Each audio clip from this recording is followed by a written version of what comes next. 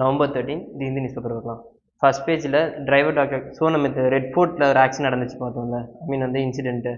இப்போ என்னென்னா வந்து டெரரிஸ்ட் ஆக்டிவிட்டின்னு சொல்லிட்டு கேபினெட்லாம் பேசியிருக்கிறாங்க. ஸோ பார்ப்போம் அது என்னன்ட்டு. அது நம்மளுக்கு அவ்வளோ இம்பார்ட்டன்ட்லாம் கிடையாது. ஆனால் ரெட் ஃபோர்ட்டோட செக்யூரிட்டின்றது, ஐ மீன் டெல்லியோட செக்யூரிட்டின்றது நமக்கு ரொம்ப இம்பார்ட்டன்ட். ஏன்னா நேஷனல் கேபிட்டல் ரீஜன் அதான் நமக்கு. ஸோ அங்கே இருக்க செக்யூரிட்டி த்ரெட்ஸ் ப்ளஸ் இந்த மாதிரி இன்ஸ்டன்ஸ் எல்லாமே ஒரு எக்ஸாம்பிளாக எடுத்துக்கலாம். ஏன்னா வந்து நம்மளோட செக்யூரிட்டி இந்த வீக்காக இருக்கணும்னு சொல்கிறதுக்கு ஒரு பாயிண்டாக இருக்கும். ஓகேவா? Next retail inflation hits record low of 0.25%.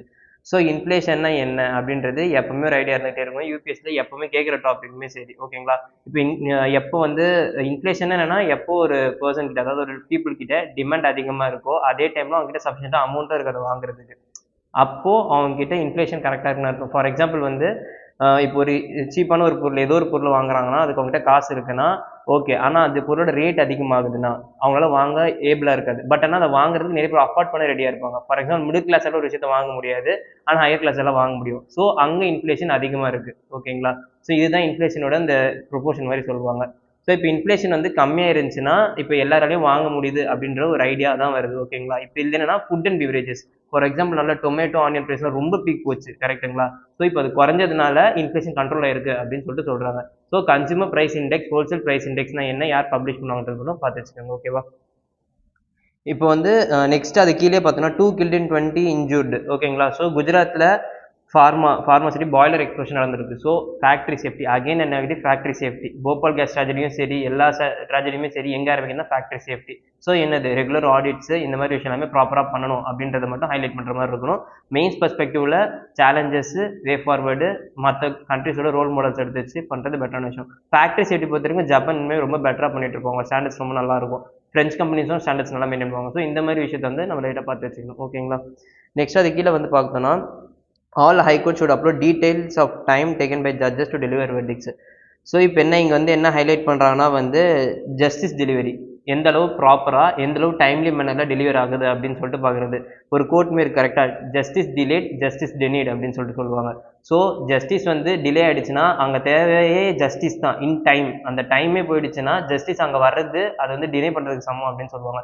So இந்த மாதிரி ஜஸ்டிஸ் டெலிவரிக்கு ஒரு ஆப்டிமம் வே என்னன்னா வந்து இன்னும் ஃபாஸ்டராக, இன்னும் அக்கௌண்டபிளாக ஆக்குறது. அக்கௌண்டபிளாக அவங்க அக்கௌண்டபிளாக தான் இருக்காங்க. பட் ஆனால் நம்ம இன்னுமே வந்து பெட்டராக கொண்டு வந்து டைம் எஃபிஷியண்டாக கொண்டு வந்தால் இன்னுமே பெட்டராக இருக்கும் அப்படின்னு சொல்லிட்டு தான். ஓகேவா? ஸோ நெக்ஸ்ட் வந்து 5th பேஜில் தமிழ்நாடு வந்து is the only state to declare as 20 Ramsar wetlands சொல்கிறாங்க. ஸோ ராம்சார் வெட்லேண்ட்ஸ்னால் எங்கே அப்படின்னு சொல்லிட்டு ராம்சார் கன்வென்ஷனு, ராம்சார் சைட்ஸு எப்போ ஆரம்பித்தாங்க, அது என்ஜிஓவா, இன்டர் கவர்மெண்டல் ஆர்கனைசேஷன்ஸாக, அதுக்கப்புறம் வந்து அதுக்கு ப்ரொசீஜர்ஸ் என்ன இருக்கணும், அங்கே என்ன மாதிரி கேட்டகரிஸ் இருந்தால் வந்து அது ராம்சார்னு சொல்லிட்டு டிக்ளேர் பண்ணுவாங்க. இந்த மாதிரி விஷயம்லாம் நோட் பண்ணி வச்சுக்கோங்க. ப்ளஸ் ஃபஸ்ட்டு ரொம்ப இம்பார்ட்டன்ட்டு, நிறைய டைம் ரெகுலராக கொஸ்டின்ஸும் வரும் இதில். ஓகேவா? நெக்ஸ்ட் வந்து பார்த்தோன்னா எடிட்டோரியலில் குவாலிஃபைடு சக்ஸஸ். ஸோ வந்து இப்போ பீகார் எலக்ட்ரல் ரோல் நடந்துச்சுல, அதில் வந்து 64% 64 to 67% வந்து ஓட்டர் போல்ஸ் ரெஜிஸ்டர் ஆகிருக்கு. கரெக்டுங்களா? நெக்ஸ்ட் அதே மாதிரி உமன்ஸோட ஓட்டிங் ப்ரொபோர்ஷனுமே மென்னை விட அதிகமாக இருக்குது. ஸோ அப்போ அதுக்கான ரீசன்ஸ் என்ன அப்படின்னு சொல்லிட்டு பார்க்கும்போது ஃபஸ்ட்டு அங்கே இருக்க எலக்ட்ரல் ரூல் எடுத்துருப்பாங்கல்ல, இதில் வந்து ஒரு சில விஷயம் கேட்டகரி பிரிச்சிருக்காங்க. First sex ratio. ஃபஸ்ட்டு வந்து என்னென்னா இப்போ 870 சம்திங் தான், 892 கேர்ள்ஸ் தான் இருக்காங்க 1000 மேல்ஸுக்கு அப்படின்ற மாதிரி ஃபஸ்ட்டு இருக்குது. ஓகேங்களா? ஸோ என்ன செக்ஸ் ரேஷியோ ரொம்ப டிவைட் ஆகிருக்கு. அப்போ என்னது என்ரோல்மெண்ட் ரெஜிஸ்ட்ரேஷனுமே கம்மியாக தான் இருக்கும். அதே மாதிரி இங்கே பெர்மனென்ட்லி மூடுன்னு சொல்லிட்டு ஒரு சில கேட்டகரி சொல்கிறாங்க 19 to 30. ஸோ இது யாருன்னா மேரேஜ் ஆகிட்டு வேறு ஸ்டேட்டுக்கு போனவங்க, இல்லைனா வேறு இடத்துக்கு போனவங்க பெர்மனென்ட்லி மூட் அப்படின்னு சொல்கிறாங்க. ஸோ இந்த மாதிரி பீப்புள்ஸுமே வந்து அங்கே ஓட்டர் லிஸ்ட் ரிமூவ் பண்ணியிருப்பாங்க. அப்போது உமன் ரெஜிஸ்ட்ரேஷன் கம்மியாக இருக்குது. கரெக்டுங்களா? மேல் ரெஜிஸ்ட்ரேஷன் அதிகமாக இருக்குது. மேல் ரெஜிஸ்ட்ரேஷன் அதிகமாக இருக்குன்னா ஆனாலும் அவங்க வந்து மைக்ரெண்ட்டாக வெளியே போய் வேலை செஞ்சுட்டு இருக்காங்க, அவங்கள கம்ப்ளீட்டாக ரிமூவ் பண்ண முடியல. அதே மாதிரி உமன் ரெஜிஸ்ட்ரேஷன் இங்கே கம்மியாக இருக்குது. இப்போ மற்ற ஸ்டேட் மற்ற பிளேஸ்க்கு போகிறாங்க, அங்கே அவங்களுக்கு என்ரோல் ஆயிருக்கா இல்லைன்னே தெரியாமல் ரிமூவ் பண்ணுறது. இப்போ என்ரோல் ஆயிருக்குன்னு தெரிஞ்சுச்சுன்னா அவங்களை ரிமூவ் பண்ணுறது நமக்கு ப்ராப்ளம் கிடையாது. ஆனால் என்ரோல் ஆயிருக்கா இல்லைன்னே தெரியாமல் பர்மனென்ட்லி மூடுன்னு சொல்லிட்டு தூக்கிட்டா அப்போ அங்கே இருக்க ரைட்டே போயிடுச்சு, அவங்களுக்கு கரெக்டாக ஓட்டிங் ரைட்டே போயிடுச்சு. ஸோ இப்போ என்னது உமனோட ஓட்டிங் ரைட்ஸ் அங்கே இல்லை, அப்போ ஓட் கம்மியாக இருக்காங்க. ப்ளஸ் வந்து அங்கே இருக்க ஸ்கீம், அங்கே வந்து ஸ்கீம் மஹிளா ரோஸ்கர் யோஜனா அப்படின்னு சொல்லிட்டு 10,000 rupees ட்ரான்ஸ்ஃபர் பண்ணுற ஸ்கீம். ஓகேங்களா? ஸோ அந்த கவர்மெண்ட் அதை பண்ணியிருக்காங்க. இது கொடுத்தாலும் என்ன ஆகும், முதல்ல 10,000 rupees கொடுத்தா யாரும் சும்மா இருக்க மாட்டாங்க. மோஸ்ட் ஆஃப் ஆல் வந்து அவங்களுக்கு அதில் இன்ட்ரெஸ்ட் இருக்கும். கரெக்டாக ஏதோ கவர்மெண்ட் விஷயமாகவும் சரி ஏதோ ஒன்று இன்ட்ரெஸ்ட் இருக்கும். அப்போ அவங்க ப்ராமினெண்ட்டாக ஓட் பண்ணுறதுக்கு நிறைய பாசிபிலிட்டிஸ் இருக்குது. ஸோ இந்த மாதிரி விஷயம் தான் ட்ரிகர் பண்ணியிருக்கேன். தவிர ஆக்சுவலாக அங்கே இருக்க ப்ராப்ளம் வந்து நீங்கள் ப்ராப்பராக வந்து என்ரோல் பண்ணது வந்து பண்ணல அப்படின்னு சொல்கிறாங்க. நீங்கள் பண்ணது வந்து குவாலிஃபைடாக இருக்குது. நீங்க கொஞ்சம் பேர் தான் என்ரோலே பண்ணியிருக்கீங்க. அவங்கள ஓட்டர் டர்ன் அவுட் கொண்டு வரதுன்றது பெரிய விஷயம் கிடையாது. அங்கே ப்ராப்பராக சென்சஸ் எடுக்காம, ப்ராப்பராக அலைன்மெண்ட் பண்ணாமல், ப்ராப்பராக வந்து கான்ஸ்டிடியூஷன்ஸை வந்து பீப்புள்ஸோட எலக்ட்ரல் ரோல்ஸ் எடுக்காம இப்படி கொண்டு வந்தால் அது ப்ராப்பர் என்ரோல்மெண்ட்டும் கிடையாது, ப்ராப்பர் எம்பவர்மெண்ட்டும் கிடையாது அப்படின்ற மாதிரி சொல்லி டிஸ்கஸ் பண்ணியிருக்காங்க. ஓகேவா? நெக்ஸ்ட் வந்து interstate rivalry that is fuelling India's growth. So இப்போ கூகுள் வந்து ரீசெண்டாக பார்த்தோம், ஆந்திர பிரதேஷில் வந்து பெரிய அவங்களோட பிக்கெஸ்ட் ஃபெசிலிட்டியை வந்து ஓப்பன் பண்ணுறதா இருக்காங்க. ஸோ இப்போ என்ன தமிழ்நாடு கவர்மெண்ட்டை வந்து, அதாவது தமிழ்நாடு இப்போ டிஎம்கே ரூல் பண்ணிட்டு இருக்காங்களா, ஏடிஎம்கே கிரிட்டிசைஸ் பண்ணுறாங்கன்னா, உங்களால் வந்து ஒரு இன்வெஸ்ட்மெண்ட்டை கொண்டு வர முடியல. தமிழ்நாடு வந்து ஒன் ஆஃப் த வந்து ஜைஜாண்டிக் ஸ்டேட்ஸ் எதுனா வந்து கேபிட்டல் இண்டஸ்ட்ரீஸ் க்ரோத்துக்காக எல்லாமே. அதே மாதிரி கர்நாடகா சீஃப் மினிஸ்டர் வந்து ஆந்திர பிரதேஷ் கிரிட்டிசைஸ் பண்ணாரு, நீங்கள் வந்து அளவுக்கு அதிகமான சப்சிடிஸ் கொடுத்து அவங்களை உள்ள விட்டுட்டீங்க, அதனால உங்ககிட்ட வந்துட்டாங்க அப்படின்னு சொல்லிட்டு.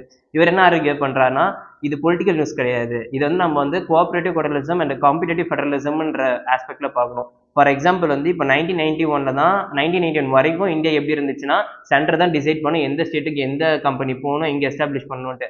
ஆனால் ஆஃப்டர் எல்பிஜி ரெஃபார்ம்ஸ் அது அப்படி இருக்கிறது இல்லை. எந்த ஸ்டேட் வேணால் காம்பீட் பண்ணுறதுக்கு, அவங்களோட பொட்டன்ஷியலை காமிக்கிறதுக்கு எல்லாருமே ட்ரை பண்ணிட்டு தான் இருக்காங்க. ஸோ அதில் ஒரு பார்ட்டாக தான் வந்து இப்போ ஃபார் எக்ஸாம்பிள் வந்து குஜராத்தை பொறுத்த வரைக்கும் ஃபினான்ஸ் டெக்ஸாக இருக்கும். ஓகேங்களா? இப்போ கர்நாடகா பொறுத்த வரைக்கும் எலக்ட்ரானிக் கூட்ஸாக இருக்கட்டும், தமிழ்நாடு பொறுத்த வரைக்கும் மேனுஃபேக்சரிங் இண்டஸ்ட்ரீஸாக இருக்கட்டும், இந்த மாதிரி ஒருத்தருமே புல் அவுட் பண்ணுறாங்க. மோஸ்ட்டாக யாரும் எல்லாத்தையும் எழுத்து இன்வெஸ்ட்மெண்ட் கொண்டு வர பார்க்குறாங்க. ஸோ இது எதுனா, இப்போ நமக்கு வந்து இன்வெஸ்ட்மெண்ட்டை வந்து குளோபல் லெவலில் இப்போ எல்லாமே சைனா +1 கேட்டகிரி அப்படின்னு சொல்லிட்டு பார்த்துருக்கோம். அந்த +1 கேட்டகிரிக்கு இந்தியா வரணும்னா இங்கே இருக்க cooperative federalism and competitive federalism must. நித்யாவுக்குமே அதை ரொம்ப ப்ரொமோட் பண்ணிட்டு இருக்காங்க. கரெக்டுங்களா? ஒரு டிஸ்ட்ரிக்ட்லையுமே ஒரு ஸ்டேட்லையுமே அங்கே என்ன பண்ணிச்சிருக்கோ அதை கொண்டு வர பார்க்குறாங்க. ஸோ அதுதான் இப்போ இது வந்து இந்தியா ஸ்டேட் ஸ்பெசிஃபிக்காக இல்லாமல் வேர்ல்டு லெவலையும் பார்க்கும்போது யூஎஸ்ஆ இருந்தாலும் சரி, ஜெர்மன் வந்து பவேரியா இந்த ரீஜன்லாம் வந்து பிஎம்டபிள்யூ கம்பெனிஸ், இந்த மாதிரி கார் கம்பெனிஸ், பெரிய மோட்டார் ஸ்போர்ட் கம்பெனிஸ் எல்லாருமே அவங்க இதில் இன்வெஸ்ட்மெண்ட் பண்ணணும்னு பார்ப்பாங்க. ஏன்னா அது ஒரு இன்வெஸ்ட்மெண்ட், அவ்வளோ பெரிய இன்வெஸ்ட்மெண்ட் வந்துச்சுன்னா அவங்க ஆல்ரெடி என்ன கேபிட்டல் அங்கே இருக்க மார்க்கெட் பூஸ்ட் ஆக ஆரம்பிச்சிடும், டொமஸ்டிக் மார்க்கெட் எம்ப்ளாய்மெண்ட் கிரியேட் ஆக ஆரம்பிச்சிடும். சேம் ஆஸ்திரேலியா, கனடா எல்லாருமே இந்த விஷயத்தை ஃபாலோ பண்ணியிருக்காங்க. அப்போ இந்தியா வந்து இப்போ போகிறது கரெக்டான பாத்தில் போயிட்டு இருக்கு. இந்த பொலிட்டிக்கல் நியூஸாக இருக்குல்ல, இவங்க அவங்களுக்கு கிரிட்டிசைஸ் பண்ணுறது, அவங்க இவங்களுக்கு கிரிட்டிசைஸ் பண்ணுறது, அது மேட்ரு இல்லை. ஆனால் ஹெல்த்தி காம்படிஷன் நோக்கி போகிறதுனால டெவலப்மெண்ட்டும் சரி, எக்கனாமிக் க்ரோத்தும் சரி பெட்டராக இருக்கும் அப்படின்னு சொல்கிறாங்க இதில். ஓகேவா? ஃபைன் டியூன் த ஏஐ லேபிளிங் ரெகுலேஷன்ஸ் ஃப்ரேம்வொர்க். ஓகேவா? ஸோ இப்போ நம்ம ஆல்ரெடி பார்த்துருந்தோம்ல, ஆல்ரெடி ஒரு ஃபினான்ஸ் மினிஸ்டர் வந்து என்னென்னா ஒரு இன்வெஸ்ட்மெண்ட் வச்சு ஒரு சொல்லியிருந்தாங்க. என்னென்னா வந்து ஐ மீன் ஏஐ ஜென்ரேட்டர் கண்டென்ட் அது 1 வீக்ல வந்து 30 டைம்ஸ் ஆஃப் ப்ராஃபிட் கொடுக்குறோம் உங்களுக்கு அப்படின்னு சொல்லிட்டு. ஓகேவா? ஸோ அந்த அது வந்து ஒரு ஏஐ ஜென்ரேட்டர் கண்டென்ட். ஆனால் அதை இன்வெஸ்ட் பண்ணி ஒருத்தர் வந்து 66 lakhs கிட்ட லாஸ் பண்ணியிருக்காரு. ஸோ இது எந்த அளவு வந்து ரியாலிட்டின்னு தெரியும். ஓகேங்களா? 7 days 30 into இன்வெஸ்ட்மெண்ட் ப்ராஃபிட்ஸ்ன்றது பாசிபிளே கிடையாது எதுலையுமே. நீங்கள் ஸ்டாக் மார்க்கெட்லேயே போட்டாலும் அது ஒன் வீக்கில் அவ்வளோ வர்றதுன்றது வாய்ப்பே கிடையாது. ஸோ இந்த மாதிரி விஷயம் எல்லாமே வந்து அப்போ என்னது, ஏஐ ஜென்ரேட்டர் கண்டென்ட்டோட ப்ரெசன்டேஷன், அதாவது நாங்கள் ஏஐ ஜென்ரேட்டர் கண்டென்ட்ஸ் நோட் பண்ணுறது எவ்வளோ இம்பார்ட்டன்ட்னு சொல்லிட்டு நம்ம பார்க்குறோம். ஓகேங்களா? இதுலேயே வந்து guidelines and digital media ethics இருக்குல்ல, அதில் ரூல்ஸ் படி இப்போ என்ன சொல்லியிருந்தாங்கன்னா, ஏஐ ஜென்ரேட்டர் கண்டென்ட்னா அவங்க வந்து டேக் பண்ணுங்க அதை அப்படின்னு சொல்லியிருக்காங்க. ஸோ இப்போ இந்த டேக் பண்ணுறது இருக்குல்ல, இப்போ அந்த டேகிங்கான ப்ராப்ளம்ஸ் என்னென்ன இருக்குன்னு சொல்லிட்டு பார்ப்போம். ஃபர்ஸ்ட் என்ன சொல்கிறாங்கன்னா, நெக்ஸ்ட்டு இப்போ 50% ஆஃப் கண்டென்ட்ஸ் நெட்டில் இருக்கிறது அவைலபிளாக இருக்கிறது 50% ஏஐ ஜென்ரேட்டட் தான். இப்போ யாருமே வந்து சோஷியல் மீடியா போஸ்ட் போடுறது கூட அவங்க எடுத்த ஃபோட்டோ போடுறது இல்லை, அதை கொடுத்து ப்ராம்ப்ட் கொடுத்து அதுலேருந்து வர ஃபோட்டோ தான் போஸ்ட்டே போடுறாங்க. கரெக்டாக? ஸோ இது வந்து இப்போ மாறிட்டே இருக்குது. இப்போ அது என்னது, ஒரிஜினல் கண்டென்ட்டுமே ஏஐ கண்டென்ட் டிஃப்ரென்ஸ் தெரியாது, ஏன்னா லைக் போட்டும் போயிட்டு இருக்கும் அதை. ஸோ இப்போ இந்த மாதிரி விஷயம் எல்லாமே அப்போ டெக்னாலஜி வந்து டெவலப் ஆகிட்டு இருக்கு, எவ்வளோ ஆகிட்டு இருக்கு, அப்போ அதை எப்படி கண்டுபிடிக்கிறது அப்படின்னு சொல்லிட்டு ப்ராப்ளம் வருது. இப்போ ரிலேபிலிட்டி நம்ம சொல்ல முடியாது. இப்போ ஒரு ரூல்மே இருக்குவாங்க, 10% ரூல்னு சொல்லுவாங்க. இப்போ வந்து ஆல்கஹால் ரிலேட்டடாக ஏதோ மார்க் ஏதோ ஒரு ஸ்க்ரீன் ஃபிலிமில் காமிக்கிறதா இருக்கும், அங்கே என்னென்னா டேக் பண்ணுவாங்க. கரெக்டாக? இப்போ வந்து இந்த மாதிரி விஷயம் எல்லாமே ஏஐயில் முன்னாடி இப்போ வந்து 10% ரூல்னு சொல்கிறாங்க. இப்போ 30 minutes வீடியோவில் 3 minutes ஏஐ தான் இருக்குது இந்த வீடியோவில் அப்படின்னு சொல்லிட்டு சொல்லணுமா? இல்லை எந்த அளவு 3 minutes வந்து அக்செப்ட் பண்ணிப்பாங்க பீப்புள்ஸ்? இல்லை 3 hour மூவிஸ் 30 minutes ஏஐ தான் இந்த மூவியில் வந்து நிறைய யூஸ் பண்ணியிருக்கோம் அப்படின்னு சொன்னால் அக்செப்ட் பண்ணிப்பாங்களா? கிடையாது. ஸோ அப்போ 10% ரூலுன்றதை ஸ்டாண்டர்டாக வச்சுக்காம நம்ம எப்படி வந்து அதை ரிலையபிளாவோ இல்லை எப்படி வந்து நமக்கு கன்வீனியன்ட்டாக பீப்புளுக்கு இன்னும் அக்செப்டபிள் வேலை அதை கொண்டு போய் சேர்க்கிறது நம்ம பார்க்கணும் அப்படின்னு சொல்லிட்டு. நெக்ஸ்ட்டு இப்போ வந்து ஏஐ வந்து நம்ம எப்படி கொண்டு வரணும், கிரேடடாக கொண்டு வர்றது. நம்ம ரேண்டமாக டிராஸ்டிக்காக வந்து ஒரேடியாக வந்து ஏஐ யூஸ் பண்ணுறது கம்மி பண்ணுறதுனா இல்லாமல் ஏஐ டேகை வந்து யூஸ் பண்ணுறது. ஓகேவா?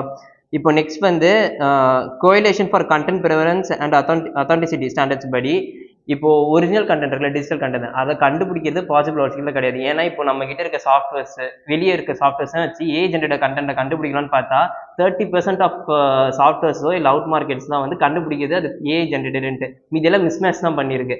அப்போ இந்த அளவு வந்து கஷ்டமா இருக்கும்போது ஏஐ ரிலவெண்டான கண்டென்ட் டேக் பண்றதை விட முதல்ல பீப்புள் கிட்ட இருந்து ஆரம்பிக்கணும்.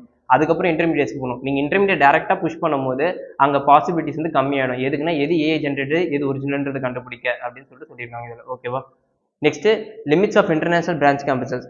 ஸோ வந்து விஷன் 2035 இந்தியா யூகேயோட பார்ட்னர்ஷிப்புக்கு. ஸோ இந்த ரோட் மேப் என்ன யூனிவர்சிட்டிஸை கொண்டு வரதுக்கு, யூனிவர்சிட்டிஸை பூம் பண்ணுறதுக்கு. ஸோ இதில் இருக்க இஷ்யூஸ் என்னன்னா, இப்போ ஃபாரின் யூனிவர்சிட்டிஸ்லாம் வந்து நிறைய இடத்துல இருந்துட்டு கொஞ்ச நாள் கழிச்சு போயிடுவாங்க. ஃபார் எக்ஸாம்பிள் வந்து கென்ட் யூனிவர்சிட்டி வந்து பிரசல்ஸில் இருந்ததாக இருக்கணும். இது எல்லாமே என்னன்னா ஒரு 2 டிகேட்ஸ்க்கு அப்புறம் ஃபினான்ஷியல் கன்ஸ்டன்ஸ்னால வெளியே வந்துடுறாங்க. ஓகேவா?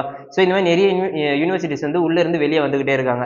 அப்போது நம்மமே வந்து இப்போ யூனிவர்சிட்டிஸ் பார்ட்னர்ஷிப் கொண்டு வரும்போது இப்போ யூனிவர்சிட்டி பார்ட்னர்ஷிப் நீங்கள் எப்படி கொண்டு வருவீங்க? ஜஸ்ட் ஒரு கேம்பை இங்கே புதுசாக எஸ்டாப்ளிஷ் பண்ணிட்டு அதில் லோக்கல் ஸ்டாஃபே ட்ரெயின் பண்ணுவீங்களா? இல்லை இங்கே ஒரு கேம்ப் நீங்கள் கட்டிட்டு அங்கேருந்து வெளிநாட்டு ஸ்டாஃப் இங்கே கூட்டு வந்து ட்ரெயின் பண்ணுவீங்களா? இது எந்த விதத்தில் வந்து பாசிபிளாக இருக்கும் அப்படின்னு சொல்லிட்டு கேட்குறாங்க. ஃபார் எக்ஸாம்பிள் வந்து இப்போ நீங்கள் புதுசாக இங்கே கேம்பஸ் எஸ்டாப்ளிஷ் பண்ணிட்டீங்க. அதாவது வந்து அந்த கேம்பஸ் எஸ்டாப்ளிஷ் ஸ்டாஃப் வந்து இந்தியன் ஸ்டாஃபே கூட்டு வந்து வைக்கிறீங்க. அப்போ இங்க இருக்க எலைட் செமி எலைட் இன்ஸ்டிடியூஷன்ஸ்லயுமே அந்த அளவு ஸ்டாண்டர்டான ஸ்டாஃப்ஸ் இருப்பாங்க. அப்ப அதுக்கு இதுக்கு என்ன டிஃபரன்ஸ்? நீங்க எஜுகேஷன் யூனிவர்சிட்டி கோஆர்டினேஷன் கொண்டு வரதா இருந்தா முதல்ல அங்க இருக்க இன்ஃப்ராஸ்ட்ரக்சர் பிளஸ் அங்க இருக்க ரிசர்ச் அண்ட் டெவலப்மெண்ட், அங்க ரிசர்ச் பேப்பர்ஸ் பப்ளிஷ் பண்றதா இருக்கட்டும், அங்க இருக்க ஸ்டாஃப்ஸ் அவங்களோட கிரெடிபிலிட்டி அவங்களோட பொட்டன்ஷியல் அதை யூஸ் பண்ணி தான் வந்து நம்ம கேம்பஸ்ல இருக்கிறது டெவலப்மெண்ட் எல்லாமே இருக்கு. நீங்க இன்ஃப்ராஸ்ட்ரக்சர் மட்டும் கொண்டு வந்தா அது டெவலப்மெண்ட்ல இருக்காது. அது வந்து பீப்புள் வந்து ரிசர்ச் பக்கமாவோ இல்லை யூனிவர்சிட்டிஸ் பக்கமோ இருக்காது. அப்ப என்ன கொண்டு வரணும்? அங்க இருக்க ஸ்டாஃப் பிளஸ் அங்க இருக்க டெக்னாலஜி இது எல்லாமே இன்ஃபியூஸ் பண்ணாதான் இங்க இருக்க டெவலப்மெண்ட் இருக்கும் அப்படின்னு சொல்றாங்க. ஓகேவா? Next 3 out of 4 Indians believe climate change is affecting them. So வந்து இப்போ கிளைமேட் சேஞ்ச் இருக்குல்ல, கிளைமேட் சேஞ்ச் வந்து நிறைய ரிப்போர்ட்ஸ் இருக்கும். ஸோ இந்த ரிப்போர்ட் பியூ ரிசர்ச் சென்டர் அப்படின்னு சொல்லிட்டு ஒரு ரிப்போர்ட் இவங்க என்ன சொல்லியிருக்காங்கன்னா, இந்தியாவில் வந்து 80% ஆஃப் பீப்புள் நம்புறாங்கன்னா கிளைமேட் சேஞ்ச் தான் அஃபெக்ட் பண்ணுறோம், அதுக்காக நாங்கள் லைஃப் ஸ்டைல் மாற்றிக்கிறோம் அப்படின்னு சொல்லிட்டு. இது எங்கேயாவது சும்மா ஒரு ஹைலைட் பண்ணுற மெயின் பாயிண்ட் தான், வேறு எதுவும் பெருசாக இல்லை. ஓகேவா? நெக்ஸ்ட் பேஜ் நம்பர் 10, 11 எதுவும் இல்லை. 12 ஃபர்ஸ்ட் வந்து பார்த்தீங்கன்னா India 9th worst affected by extreme weather study. So இந்த மாதிரி இப்போ வந்து இந்த கிளைமேட் ரிஸ்க் இண்டெக்ஸ் இருக்குல்ல, இதை வந்து ஜெர்மன் வாட்ச்ன்றவங்க லான்ச் பண்ணுறாங்க. சரியா? இப்போ ஜெர்மன் வாட்ச்ன்றது பாண்ட் பேஸ்டு கன்வென்ஷன் அங்கே இருக்கிறது. ஓகேங்களா? ஸோ இது என்ன சும்மா என்ஜிஓவா என்ன இந்த மாதிரி ஜென்ரலாக பார்த்துக்கிட்டா போதும், ரொம்ப இம்பார்ட்டண்ட்டாக இதுன்னு கொஸ்டின்ஸ் தான் கேட்க மாட்டாங்க. ஆனால் ப்ரீவியஸாக கேட்டிருக்காங்க. ஒரு 5 yearsக்கு முன்னாடி இந்த மாதிரி ஒரு ஆர்கனைசேஷன் கொடுத்துட்டு இவங்க என்ன ரிப்போர்ட் பப்ளிஷ் பண்ணுறாங்கன்னு சொல்லிட்டு கொடுத்துட்டும் வந்து நிறைய கொஸ்டின்ஸ் கேட்டிருக்காங்க யூபிசியில். ஆனால் இப்போ ஒரு பாஸ்ட் 3 to 4 years ரிப்பீட் பண்ணுறது இல்லாத. ஆனால் அதுக்குன்னு சொல்லிட்டு படிக்காமே இருக்காதீங்க, ஜஸ்ட் ஒரு ஐடியா வச்சுக்கிறது பெட்டர். ஓகேங்களா? Next S C D examine farmers are evading satellite surveillance. So இப்போ என்ன கம்ப்ளைண்ட் பண்ணியிருக்காங்கன்னா, ஸ்டபிள் பர்னிங் வந்து குறையவும் இல்லை அதிகமாகவும் இல்லை. அப்போ வந்து ஃபார்மர்ஸ் வந்து சேட்டலைட் மூவ் ஆகிறதெல்லாம் பார்த்துட்டு அந்த டைமில் எரிக்காமல் இருக்காங்களா அப்படின்ற மாதிரி பேசியிருக்காங்க. ஸோ இது எந்தளவு வந்து ஃபார்மர்ஸ்க்கு அந்தளவு அவேர்னஸ் கொடுப்பாங்கன்றதும் தெரியல. ஓகேங்களா? ஸோ அப்துல் கலாம் வந்து அப்போ சேட்டலைட் அட்டாமிக் நியூக்ளியர் பாம்பு டெஸ்ட் பண்ணுறதுக்காக சேட்டலைட்டை ஸ்கிப் பண்ணாங்கன்னா அங்கேருந்து அவர் பண்ண வேலை வேறு, இது பண்ணுறது இல்லை. ஸ்டபிள் பர்னிங்காக சேட்டலைட் வந்து மூவ் ஆகுறதுன்னு டெக் பண்ணி அதை அனலைஸ் பண்ணிட்டு அதுக்கப்புறம் வந்து பேர்ன் பண்ணுறாங்கன்றது பாசிபிளான விஷயமே கிடையாது.